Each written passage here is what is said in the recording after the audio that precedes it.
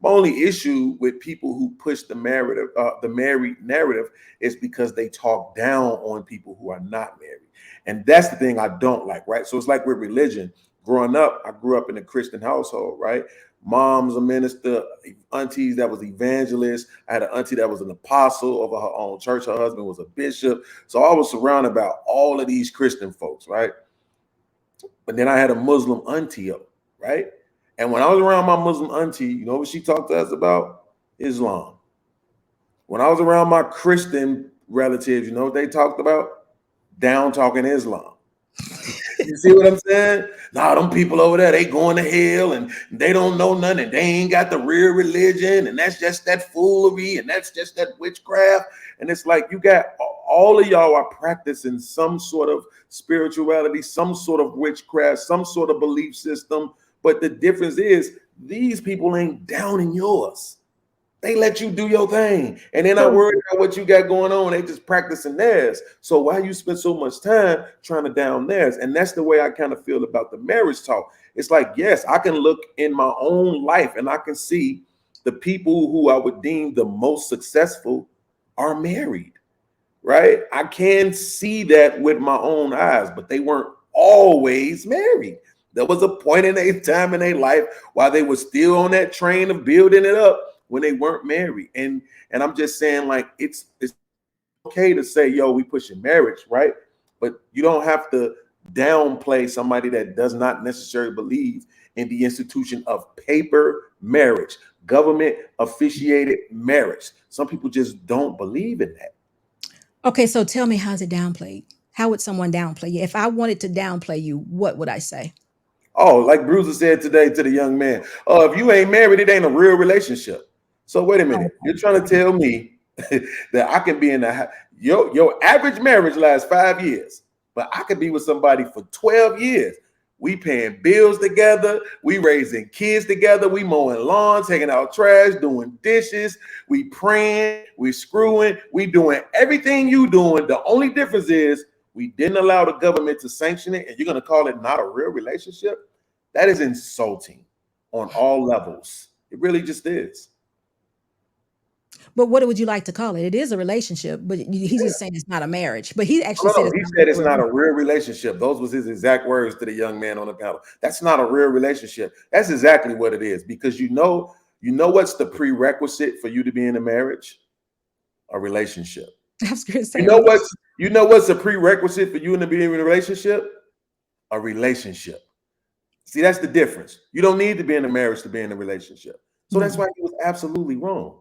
And it was insulting to say the least, but I stayed calm as I I was possibly going to say could. you didn't correct him because maybe, just maybe, he maybe misspoke, as in, hold on for a minute, as in, because he understands that that's a relationship, but maybe he was saying that's not the same. I don't know. I wasn't there, but maybe he could have just, he's a little, listen, man, that is a relationship. It's been a Yeah. relationship for 12 years. That would have been simple just to say that. Because, like I said, not everybody knows everything. Yeah, that's I mean, and that's my thing. Like, believe me, I when I hear somebody be Mr. Bennett, oh, we've been married for 26 years, man, to me, you know what I'm saying? Right on, brother. I respect it. Same thing with guys with money. When I see guys that got money, especially black men, man, right on, brother. I'm happy for you. I'm glad that that's something you don't have to deal with in your life. But when I see people that don't have money, I'm not like, yeah, no money. Same way when I see people that ain't married, I ain't going, you ain't married. Same way when I see people who renting, I ain't going, you still renting. I'm not doing none of that. I'm not judging or shaming anybody for the choices they make in their life that technically only affect them, right? You just don't know. Guess what? I had a woman tell me once before, because I like to trap people too sometimes when I think they're being disingenuous. But I asked her, I said, well, why aren't you married? I was expecting her to say, I choose not to be married because men ain't no good. You know what she said? She said, I choose not to be in no, she said, I choose not to be married because I don't want to mess no man up. I know I'm Ooh, not right for marriage. that was good. Honest. Man, and I'm sitting there like, right on, sister. I respect and appreciate your honesty and your transparency. And I'm not finna sit here and try to say, no, no, that's not true. You are right. No, you will know when you're right. Hopefully one day you will get that because I want, all women, especially if you're a woman that's going to have children, I definitely want you to have a husband, a family, and all of that type of stuff. But who am I to dictate the way that goes? Because I don't think anybody believes Adam and Eve wasn't married and they didn't have no paperwork. No, the paperwork came from the world. I mean, the U.S. That's something that, and I know the simple reason why we do that is because we're still obeying the lands of the law, the laws of the land. Sorry, that's simple as that. No, that's not. That's why I talked about the covenant. That's why I always talk about the covenant. But Yeah, it's you still something that we're supposed to do. But I always go back to the covenant. I'm not about that business transaction stuff. So I don't totally agree with you because I do think marriage, the nuclear family, is the answer. There's not a perfect world anywhere, but I do agree with you that we do need to teach. There needs to be examples of what a marriage or a wife or a woman and a wife looks like. So I totally agree. Now, when I say that, I'm talking about my job. I Mhm. can't make a man be a husband. I'm just talking about my role in it. So Yeah. you are exactly right. So I have started Wife Ed. That's just a plug. But going back, I do definitely agree with you that there has not been enough knowledge or examples set on what a wife and woman wife looks like prior to marriage or even what marriage looks like.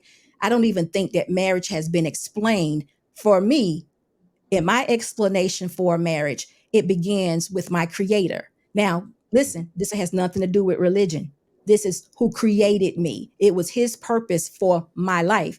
Now, in order to believe that, in order to get what I'm saying, you have to first start out with a foundation. My covenant and my promise is to God. So that is my foundation. So understand that's what keeps me. And for me, that's great. And I will sell that every single day. But guess what?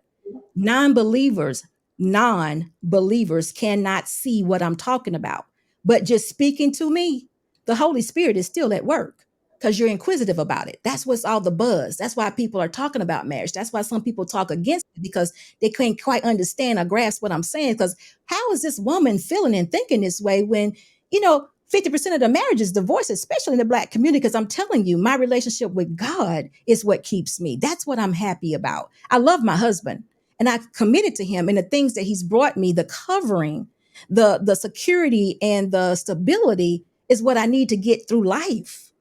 That's real to me. There's nothing out here for me as a single woman. That's not good for me. That's not good for any woman. Tell you the truth about it. But not all is supposed to be married. So in other words, little Thank you, podcast, that's Lord. what's good. That's what's good. It ain't the marriage institution is what it is. It's the people that F it up. It's Hmm. the people not being foundationally grounded because they have no idea what it is or what it's like. It has not been taught. So I'm in total agreement with you. But guess what I'm willing to do? I'm willing to teach sisters, whoever, women, exactly what to expect because it's very sacrificial. I am willing. I put my husband first. Now, let me just say this to you. You would absolutely love to have a woman cater to you. You would absolutely want a woman to put you before herself, and to make sure that you're good mentally, spiritually. You come home from work, you want that woman thinking about you. You want that. And if a woman who knows her role as a wife knows that, you ain't got to worry about that. That's true submission. It ain't got to be no conversation. When you come home, 10 hours, 12 hours, you tired? Babe, what's up? I already got your food ready for you. Want to eat? No, I want to eat. Yeah, okay, come here. Let me take your boots off. It's just done that way. And it's a good thing. That's maybe why Bruiser is pushing it because he sees it, he feels it, he's experiencing it. That's definitely why I do it. And there is nothing out here in this world that's full of sin, full of natures of scamming, people that don't want to do nothing but get over on me, people that I can't even have a conversation with, people that are not willing to help me in any way. You see it every day. You got people that can't even have a conversation with you, and you're desperately wanting to learn. But all you get is resistance. I just want to have a conversation. But here we over here measuring how much money we got. So then now you looking like, what is going on? Can't even have a conversation. So there's nothing out there for me. I would prefer to be covered. So that's why I push it. But again, it's true to what you said, but I'm willing to learn. I'm willing to teach that part because I feel like I have the answer to that.